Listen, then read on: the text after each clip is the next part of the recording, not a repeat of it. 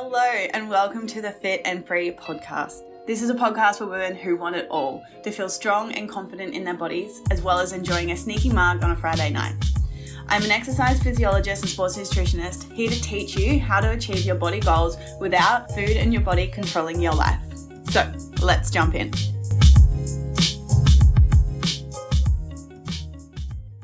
Losing 10 kilos and really toning and sculpting your body does not come from being strict, cutting out carbohydrates, eating 1,200 calories. It literally comes from this. Hello, you guys, and welcome back to another episode of the Fit and Free podcast.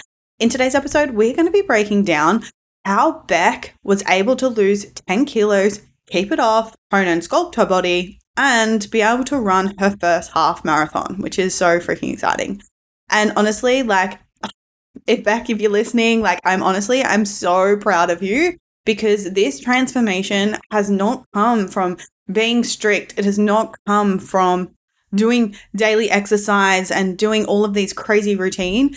It has come from such a healthy place. It has come from Beck building healthy, sustainable habits, building a healthy lifestyle, building a solid nutrition routine, exercise routine, and mindset habits that has ultimately led to her losing this weight.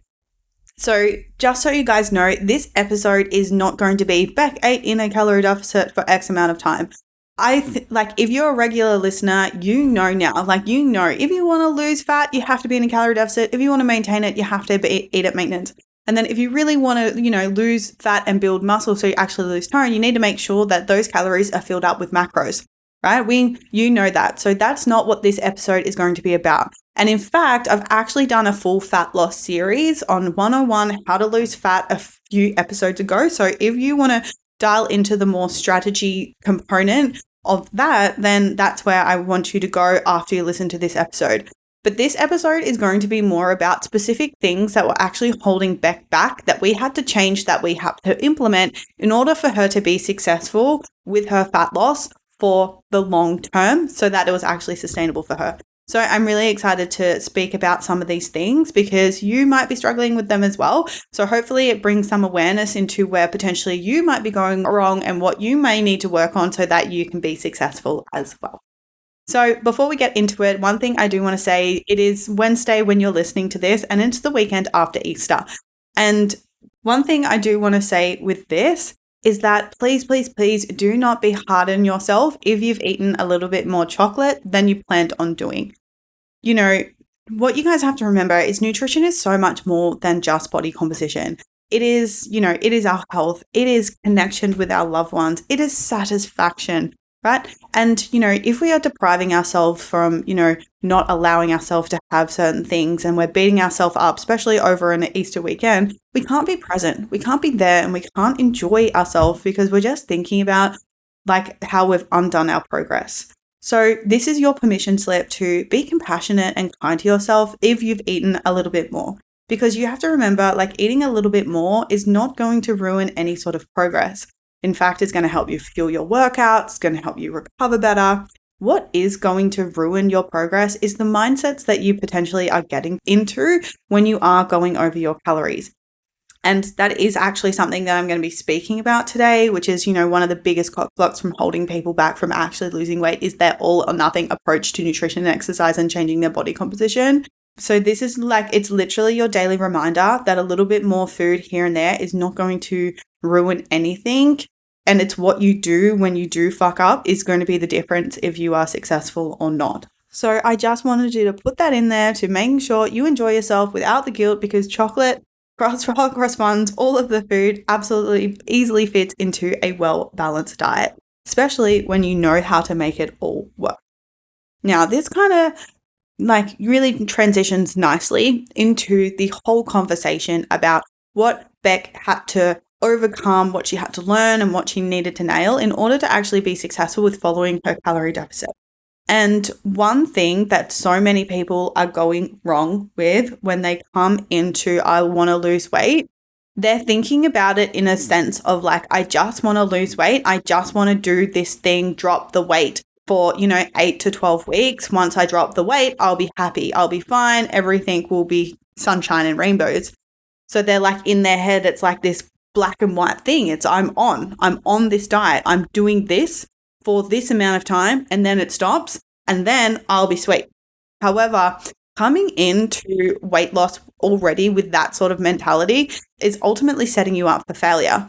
Why? Because in order to be successful with weight loss and essentially be able to keep it off, it's not about being strict, is you have to change your habits, your lifestyle, and the way that you're showing up with nutrition and exercise. You've got to learn how to actually eat in an alignment with your goals and what you actually like, because that's why you maybe have tried diets in the past and then you've just put the weight back on because you didn't actually change anything. The only thing you changed is I'm following this plan really strictly. So yeah, of course, you're probably going to see some results. But then what happens when that plan goes away? Because you didn't change your lifestyle, because you didn't build any healthy habits, then the weight is just going to come back on. And this is why so many people are yo-yoing. And this is where Beck was going wrong in the past. She was so focused on just being good, just being restrictive, just cutting everything out, instead of actually building a healthy lifestyle and sustainable habits. And what I mean by that is, I'm talking about learning how to include all foods that you love, especially the ones that you love, every single day within your caloric needs. I'm talking about sitting down every single week and planning out your meals for the week. I'm talking about meal prep. I'm talking about once you plan your meals, you're going and doing your groceries. These are the healthy habits and the lifestyle change that I'm really referring to, because it's these things that are, going to set you up for success. Because what Beck was doing in the past is she was getting into, these all or nothing cycles. It's like, I'm not eating chips, I'm not eating twisties. But then any time that she would potentially feel a little bit emotional and she would feel, she would get triggered, life happens, then she would have some twisties. All of a sudden, she would eat a whole bag. And why this was happening is because the way that she was going about weight loss in the first place was just by cutting things out without actually learning how to include twisties in a way that satisfies her cravings and as well as setting the rest of her nutrition up so it actually meets her caloric and macro needs. And this is not just Beck who is struggling with this. It's so many people just, we are conditioned at the end of the day from the dieting industry, right? These foods are bad. This is good. This causes this. This causes cancer. This has too many calories. This is, the drill now.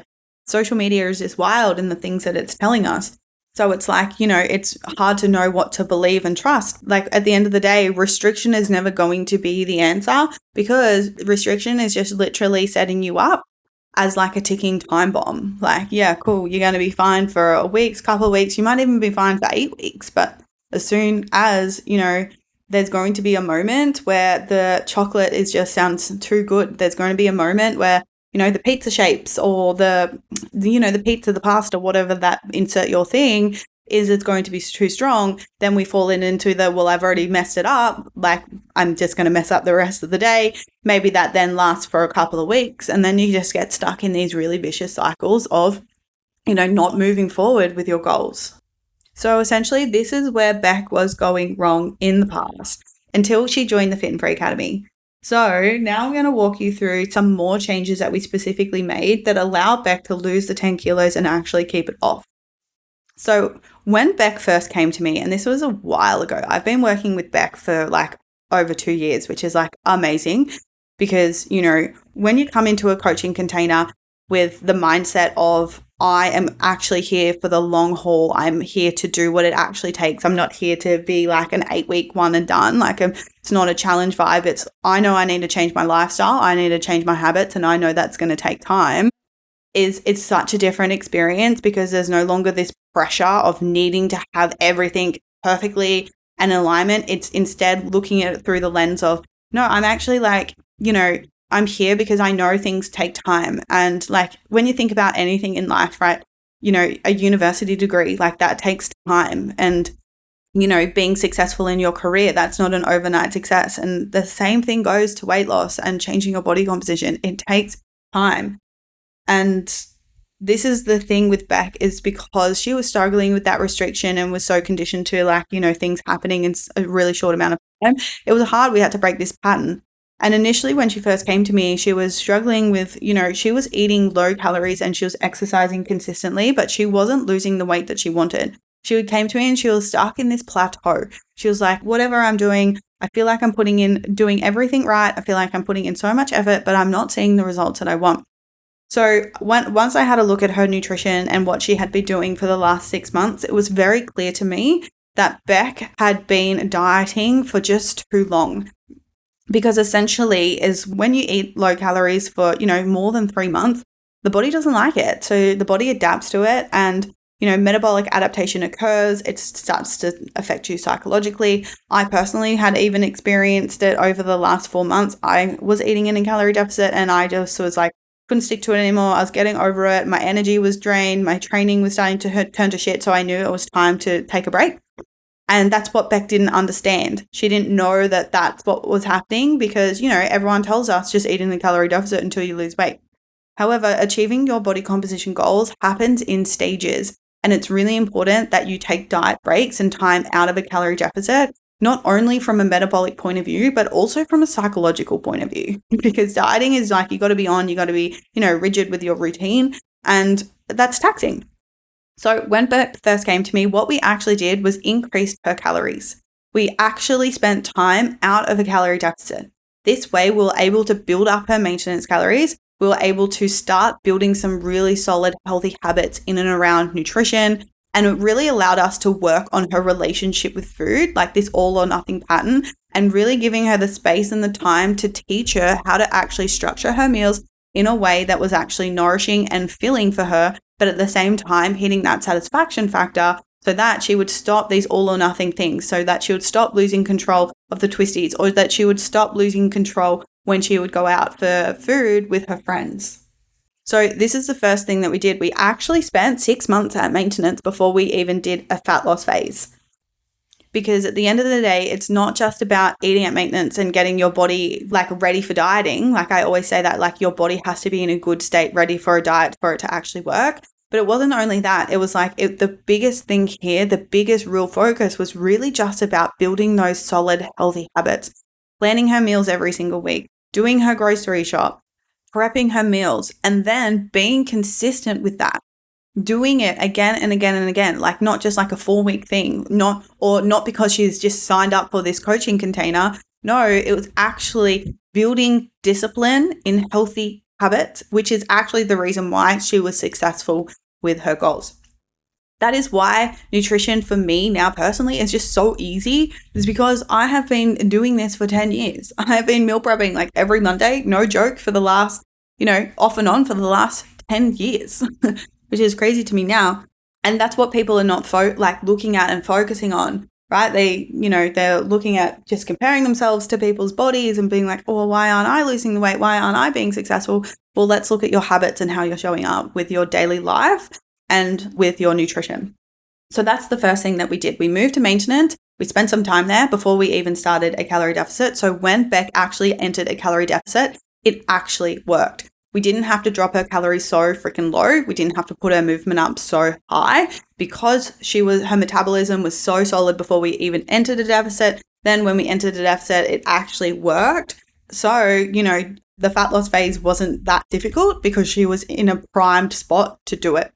And you guys, if you're struggling with eating in a calorie deficit and you feel like it's not working, it could just be a sign that you need to step away from a calorie deficit. You need to maintain your weight for a bit. You need to get your metabolism back into a really good state, and then also your relationship with food, because eating in a calorie deficit shouldn't feel hard. It shouldn't feel like, oh my God, you shouldn't be overthinking every last little thing.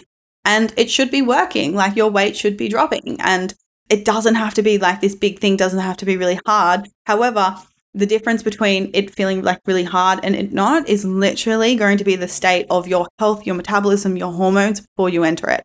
So that's the first thing. Then the second thing that we had to work on with Beck was just that all or nothing mentality. Because like I already said, she was struggling with overeating the twisties. She would overeat any time that she would go out for food with her friends, on a Friday night. And like I already said, like the reason for that is because of her all or nothing thinking, her restrictive mindset when it came to nutrition and exercise. She didn't allow herself to eat like twisties. Absolutely not. Because like, and the way I look at this is that like, it's always, there's a reason why. And that's why I always like to go a little bit deeper. And this is why I love relationship with food coaching as well, is because at the end of the day, there's a reason why she wasn't allowing herself to eat these foods. And for Beck in particular, like the reason why she was restrictive is because she didn't control herself to stop, and she wouldn't trust herself to stay in control around the twisties. So she was like, no way, I'm not having them in the house because every single time I eat them, I just lose control. And then if I lose control, then I undo my progress. And if I undo my progress, then I'm scared of gaining weight. And the biggest thing with all of this is like one of the biggest core beliefs that women have in and around nutrition that are driving them to be restrictive is that fear of weight gain and undoing their progress. And I get it because I was stuck there for so long. And this is why it's really important that we really figure out like why we have these patterns around food, like what's that core belief, so then essentially that we can move through it. Because, it's almost sounds like a chicken and the egg moment. It's like, well, I can't have this food because I'm so scared I will lose control. But then like when we look at it, it's like, well, why do we lose control? It's because we don't allow ourselves to have it. And that's why it's like, so many people are saying, just don't keep your binge foods in the house, where have the complete opposite opinion is the more you eat the food, the more you normalize it. The more that you give yourself that permission, the more that you don't actually want it anymore. And this is exactly what we did with Beck. Like I literally taught her how to incorporate twisties every single day so that she knew that she could have them today and she could also have them tomorrow if she felt like it. There was no more scarcity energy around it. And this way that she was in a really better mind frame to being like, oh, I can have these twisties, I can have them now. And because she was giving herself that satisfaction, she was honoring her cravings, what happened? She stopped craving the twisties. The same thing also happened to my other client, Amy, which I'll just drop here. Amy, if you're listening, so proud of you, is she was struggling a little bit with the same pattern in and around Easter eggs. She was struggling with, overeating the Easter eggs on the weekend. And what did I say to her? I was like, okay, we're incorporating Easter eggs into your meal plan I'm pretty sure I put them in morning tea, afternoon tea, and at dinner. Like I worked it into her meal plan with her. And literally after just one day of eating more Easter eggs, she literally sent me a message and she was like, oh, so crazy. Like I didn't even want the Easter eggs in the evening anymore. Why? Because she had that permission and she was allowed to have them. So this is the next thing that we had to, really nail with Beck, is just making sure that she was able to honor her cravings, honor that satisfaction piece of food so that she could honor herself, so that she can enjoy the food, stay in control, and then move on. And this is just going to come down to making sure that, when I talk about this, it's like, we're not eating twisties at breakfast, lunch, and dinner. No, that's not what this is about, right? We're still filling up on like 80% of whole foods. Like you still need to make sure that you've got carbs, fats, proteins, fiber, micronutrients. Why? Because that's going to make you feel really good. It's going to make you have a lot of energy. It's going to make you feel like emotionally stable. It's going to make your blood sugar remain stable. It's going to, overall just like really high energy. So that, we're pairing that amazing, nutritious food with, these pockets of fun food so that you're feeling really good. But then at the same time, you're honoring your cravings, getting that satisfaction. So then overall nutrition, it just feels seamless and really easy. So that's that one. That's what we did with Beck. We really made sure that she knew how to incorporate those fun foods. Now, thirdly, Beck also struggled a little bit with emotional eating. She would go to food as a place of, self-soothing and a place of comfort when she was stressed or when she was bored. So of course we had to address this because, you're not going to be able to be successful with a calorie deficit is every time you get stressed from work or every time you're bored at home, you're going to food. Like you're literally eating because you're not hungry. So the way that we address this is two different things. When it comes to emotional eating, number one, eating enough is always going to be your first priority. Because if you're under fueling, then it impacts your emotional state. you're thinking about food more, you've got low energy, it's hard to deal with emotions because you're not giving your body the right amount of fuel. So that always needs to come first. You need to be making sure that you're having good regular meals throughout the day that are enough calories. Like, it's one of the biggest mistakes I see people, like, they have such low calorie meals in the morning because they're so afraid they'll lose, control later and have no calories left over. But they get to the afternoon, they're snacking, they're so food focused, they can't, they're just not in a good emotional state because they're freaking hungry. So of course it's, then you get triggered. Well, maybe you're bored, maybe you're stressed. Then of course it's so much easier then to go to food. But if you're full, you're satisfied, you're vibing on good amount of energy, it's a lot easier to handle and process your emotions because you're in such a better headspace. So that was number one. We just had to make sure that Beck was eating enough throughout the day so that she was in a really good emotional state. And then we had to look at her specific patterns. So in order to break free of emotional eating, you have to build self-awareness of why and when you're doing it. What is your triggers? What are the things that are setting you to go to food? Why are you going to food in the first place? Like, what are you gaining from that? What is the secondary gain from going to food? And then once you have that awareness, how can you give yourself that in a different way? If you're going to cure your boredom, to deal with stress, if you're to do it for comfort, how can you give yourself those things in a productive way? What this could look like is, going for a walk at the beach, spending time with loved ones, hanging out with your friends, going for a spicy margarita, right? How can you fulfill your emotional needs, not through a negative self-soothing coping mechanism like food? How can you give that through, through something that's a little bit more productive? Then once you do that, it's like, okay, your triggers, your patterns, then you just have to continue to repeat and choose differently every single freaking time. And that's just going to require radical responsibility and you to see it and you to hold yourself through that and just continue to repeat until food is no longer that coping mechanism for you anymore. So that's something that we absolutely had to help Beck with, is emotional regulation strategies, how to break free of these, like see her triggers, understand them, why they were there, so that essentially she could move through them, not pick food and pick other ways to regulate her emotions.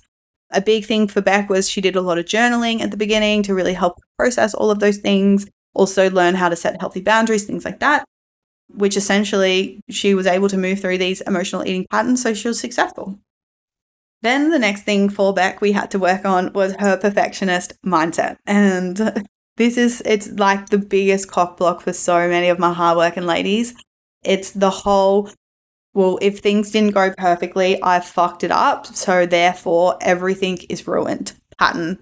Or it could really look like a lot of procrastination as well, is another way that this pattern can play out. It's like, you have to do something, but you put it off because you can't do it to a certain standard.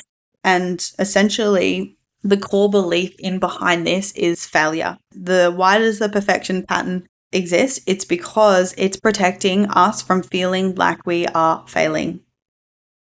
And this is Beck was struggling with, is, anytime she would go over her calories or anytime she didn't do something to such a well enough standard, or any time that, things didn't go to plan, it dysregulated her. And so therefore her self-sabotage was, well, F it, what's the point? I'm already failing anyway. I may as well just eat whatever and then start again on Monday.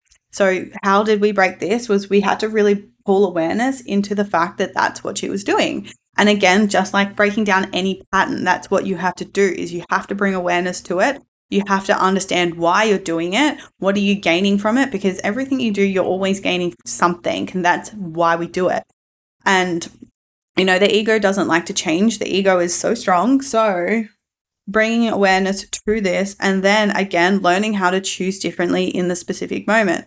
Because like something I say to all of my clients, and this is so gold for you guys, is it's not about perfection, it's about consistency. And you've probably heard that again and again, but how many times have you keep telling yourself you're going to start again on Monday? How many times have you got triggered by the scale and you're just like, oh, I'll just start again, right? So it's really, really important that if you're struggling with this, is you're looking at it, because this could be the reason why you're stuck as well. And then lastly, the last thing that we had to focus on of Beck was she's just struggled for a long time of hitting her protein intake. and actually making sure that she was eating enough. Like that was something that was quite lagging within her nutrition. And so what we did there was we just gave her some really solid strategies on how to increase her protein intake really easy, really seamlessly, gave her some good meal ideas. And most importantly, it's like setting up her meals so that it suited her lifestyle. Because, at the end of the day, everyone is different and everyone likes to eat different things. And that's why it's important that you figure that out as well. Because, if you work with an online coach and they just tell you what they're doing because it works for them, but, you work different hours, you have a different lifestyle, like, maybe you like getting up early in the morning and they didn't, or X, Y, and Z, whatever it is. It's like, it's really important that you figure out your style of eating. That's something that I help Beck work out, because at the end of the day, there's no real right and wrongs. Well, yes, of course, there's amount of protein you have to eat, and then, amount of carbs, fats, fiber. Well, yes, there's, some parameters that you do have to eat, like meat, but then there's also a lot of flexibility in terms of how you want to set that up.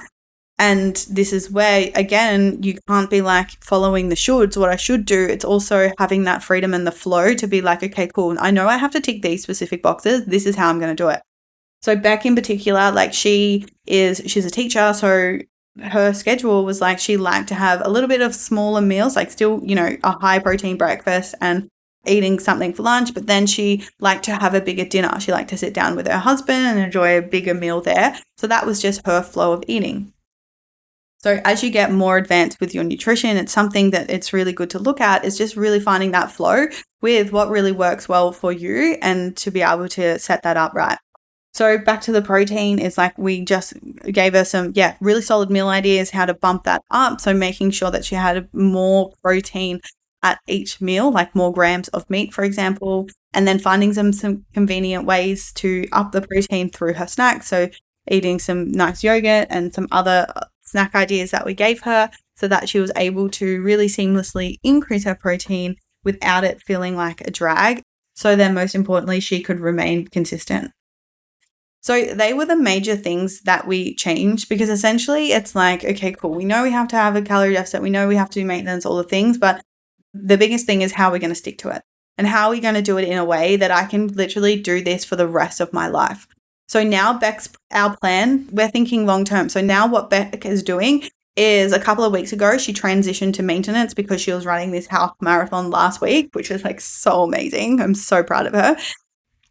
And now we're just sitting at maintenance. And then the plan is now to really focus on performance, really focus more on muscle building, really focus on getting stronger in the gym and fitter with her running and being able to, run longer and faster. And then going to plan in to do is to then go into a calorie deficit again, to drop a little bit more fat, which is super exciting. And I know, like, she already looks so good now, but she's going to look so, so good with this plan. So that makes me really excited for her. So you guys, the biggest takeaway that I really want you to anchor into from this episode is that the way that you are going to see results in your body is if you start creating a healthy lifestyle, and if you, most importantly, give yourself time to change your habits and stop expecting things to happen in 8 weeks. Because literally the difference between you and Beck is Beck stayed committed. Beck kept on going. Beck continued to work on her mindset, continued to work on her lifestyle, continued to work on changing how she was showing up every single day. And that's literally going to be the difference between you being successful and you not. Because what I see happen with so many people when they sign up for like an 8-week thing, the first few weeks always of any sort of coaching container, whether that's, fitness, nutrition, changing your body composition, whether that's, business, for like, I've invested thousands of dollars within myself and in my growth. And I see the pattern within myself as well. It's like the first few weeks are always going to be learning and adjusting and figuring things out and changing the way that you are being every single day. And the thing that I see happen, which is one of the biggest cycles of self-sabotage in the fitness industry, it's like, well, people, I signed up for this 8-week program and, this is going to be the one, and this is how I'm definitely going to lose weight. And because the first couple of weeks were messy, the first few weeks were just figuring things out, didn't do everything perfectly. Then, by the end of the 8 weeks, because you were focusing on a lifestyle change and changing your habits, your behaviors, you may not have gotten to exactly where you expected within that 8-week period. And then what a lot of people do will oh, I failed. Oh, I didn't lose the weight. I didn't do well enough. So this isn't working. So I'm going to go try something else. I'm going to have shiny object syndrome. I'm going to see, oh, that person lost 10 kilos in 8 weeks. I'm going to go try what she did because that's going to work for me. But what a lot of people don't see is those first 3 weeks was actually building the foundation of actually building their habits and their sustainable lifestyle, which is actually the real key and the real secret to changing your body composition. So this is where you have to remind yourself that, change takes time and building habits takes time, and building habits is progress. Even though it's not exactly where you want to be yet, it is the foundations of how you're going to get there. So just remember that anytime you go and sign up for something or anything, let's remove the expectation of needing to have a certain result in a certain time frame, but instead let's start enjoying the process. Let's start focusing on health, and we're doing this to better ourselves and to feel really good and to build a lifestyle that you actually are obsessed with and that you're in love with. And when you do that is when you're really, truly going to see the results that you want. Someone asked me the other day, they were like, how do you stay so motivated? How do you get up at 5:30 every single day? And do you know what I said to them? It's because I fucking love my lifestyle. I love how it makes me feel. I love watching the sunrise. I love how much energy I have. I love feeling high vibe from my workouts, my food, and how it all makes me feel. So of course I can remain consistent because I feel so freaking good from it. And I see that when I'm not in my routine and I'm not, eating well or moving my body consistently, I feel like absolute rubbish. Of course I don't want to feel like that. So that is honestly the secret, you guys, is build a lifestyle that you fucking are obsessed with and that you look forward to, and you look forward to waking up every single morning and getting it done. It's how you're going to stay motivated and consistent. So you guys, I really hope that this episode has helped you, and know the Fit and Free Academy doors are currently open for a May start. So if you are struggling with this and you want to see a sustainable result, challenges in the bin, diets in the bin, we are now enrolling for May 5th start. Half the spots are already taken, which is so amazing. I'm so excited for all the women who have already joined. 3 people joined literally in the last 2 days. If you want help with this, if you want to be supported by a community that is there by your side, if you want to be held accountable and you want to create this lifestyle for yourself, you want to learn exactly how much and what you need to eat, and you want to learn how to train to get toned, fit, all of the things, send me a DM on Instagram. Let's have a conversation to see if it's a perfect fit.